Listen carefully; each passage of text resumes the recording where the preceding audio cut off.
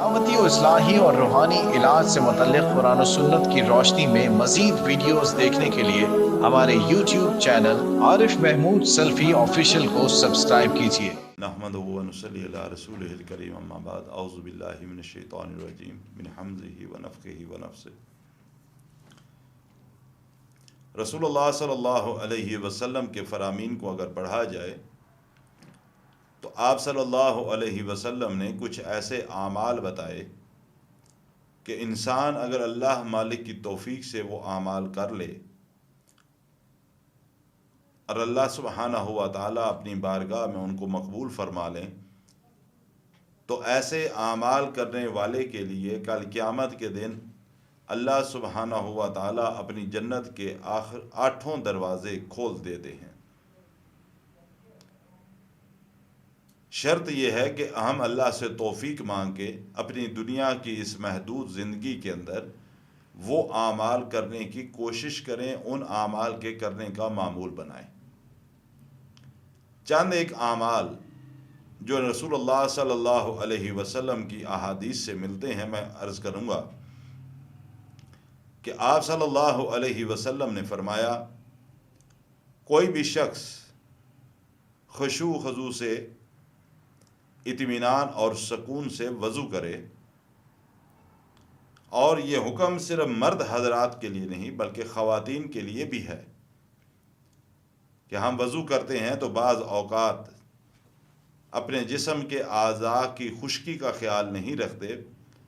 اور جلد سے جلد ہم وضو کو مکمل کرنے کی کوشش کرتے ہیں۔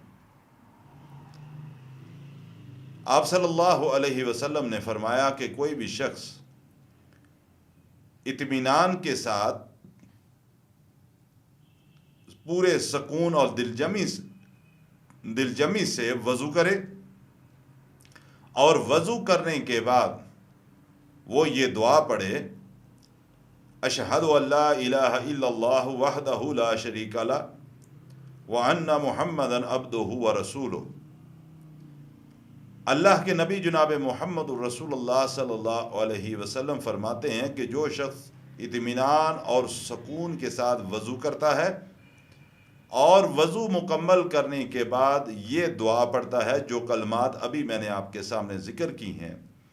امام الانبیاء صلی اللہ علیہ وسلم فرماتے ہیں کہ اللہ سبحانہ و تعالیٰ اس کے لیے جنت کے 8 دروازے کھول دیتے ہیں۔ دوسرا عمل کہ رسول اللہ صلی اللہ علیہ وسلم نے فرمایا کہ جس نے توحید کو خالص کیا، کیا مراد ہے؟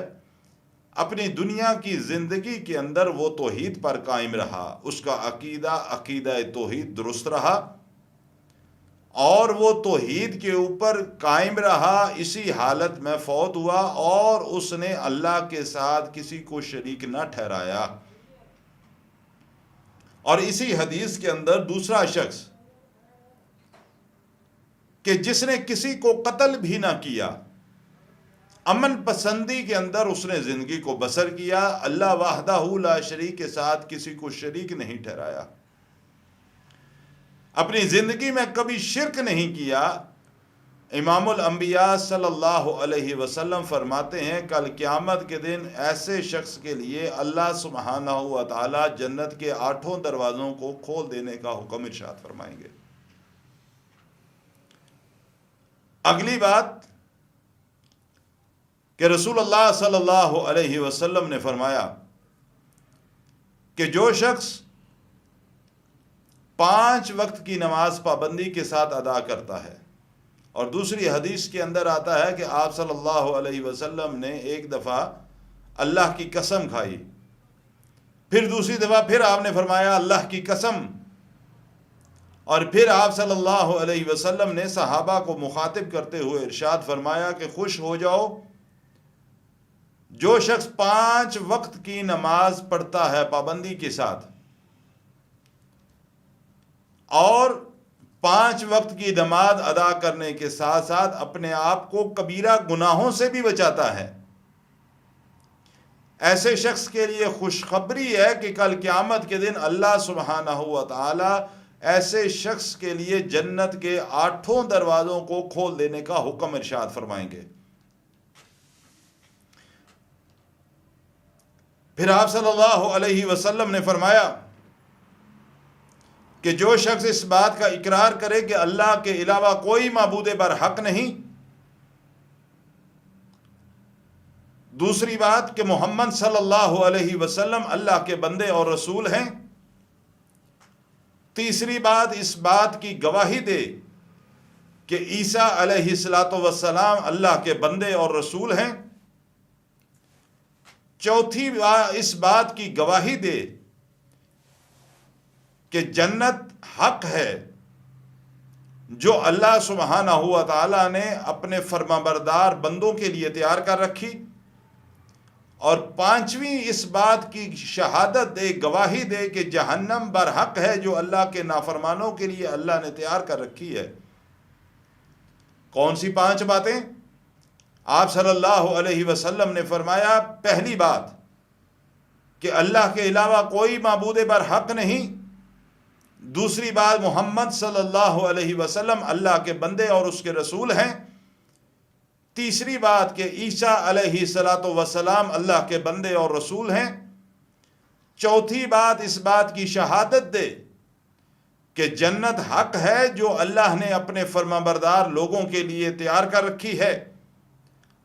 پانچویں بات جہنم بھی برحق ہے جو اللہ نے اپنے نافرمانوں کے لیے تیار کر رکھی ہے۔ امام الانبیاء جناب محمد الرسول اللہ صلی اللہ علیہ وسلم فرماتے ہیں، جو ان 5 چیزوں کی شہادت دیتا ہے، گواہی دیتا ہے، کل قیامت کے دن اللہ سبحانہ ہوا تعالی اس شخص کے لیے جنت کے 8 دروازوں کو کھول دینے کا حکم ارشاد فرمائیں گے۔ اگلی بات کہ رسول اللہ صلی اللہ علیہ وسلم نے فرمایا کہ جس شخص نے اپنی زندگی میں کوئی بھی 2 چیزیں اللہ کے راستے میں صدقہ کر دی، کوئی بھی 2 چیزیں اس نیت کے ساتھ کہ وہ اس کو پسند تھیں لیکن اس نے اللہ کے راستے میں صدقہ کر دی، ان کو اللہ کے راستے میں خیرات کر دیا، اس کو پسند تھی لیکن پھر بھی اس نے اپنی پسند کو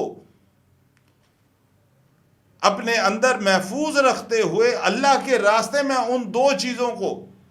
اللہ کے راستے میں صدقہ کر دیا، کل قیامت کے دن ایسے شخص کے لیے بھی اللہ سبحانہ ہوا تعالی جنت کے 8 دروازوں کو کھول دینے کا حکم ارشاد فرماتے ہیں۔ میرے بھائیوں اور دوستو، رسول اللہ صلی اللہ علیہ وسلم کے چند فرامین میں نے آپ کے سامنے ذکر کیے۔ کوشش اس بات کی کیا کریں اللہ کے راستے میں اس چیز کو صدقہ کریں، اللہ کے راستے میں وہ چیز دیں جو آپ کو خود سب سے زیادہ پسند ہو، جو دیتے وقت آپ کے دل کو محسوس ہو کہ میں اس چیز سے اتنا محبت رکھتا ہوں، مجھے یہ اتنی زیادہ پیاری ہے کہ اللہ کی ذات کے علاوہ اور کوئی اگر شاید دنیا میں کوئی شخص مجھ سے طلب کرتا تو میں کبھی بھی نہ دیتا، لیکن میں اللہ کی ذات ایک ایسی ذات ہے کہ جس کے لیے میں اپنی سب سے پیاری چیز کو، سب سے محبوب چیز کو میں اللہ کی راہ میں صدقہ کر رہا ہوں۔ کوشش اس بات کی کیا کریں کہ اللہ کے راستے میں ایسی چیز کو صدقہ کیا کریں۔ دوسری بات، ہمیشہ رزق حلال میں سے اللہ کے راستے میں خیرات کریں۔ اللہ خود طیب ہے اور طیب مال کو ہی اللہ قبول فرماتے ہیں۔ کوشش اس بات کی کریں کہ رزق حلال میں سے اور سب سے پیاری چیز کو اللہ کے راستے میں خیرات کریں۔ اگر ہم ایسی چیز کو اللہ کے راستے میں خیرات کریں گے، رسول اللہ صلی اللہ علیہ وسلم کے فرمان کی روشنی میں کل قیامت کے دن اللہ سبحانہ و تعالی ہم جیسے گناہ گاروں کے لیے بھی بخشش کا سبب ضرور پیدا فرما دیں گے، اور ہمارے لیے بھی جنت کے 8 دروازے کھولنے کا حکم ارشاد فرما سکتے ہیں۔ اللہ سبحانہ و تعالی مجھے بھی اور آپ کو بھی عمل کی توفیق عطا فرمائے۔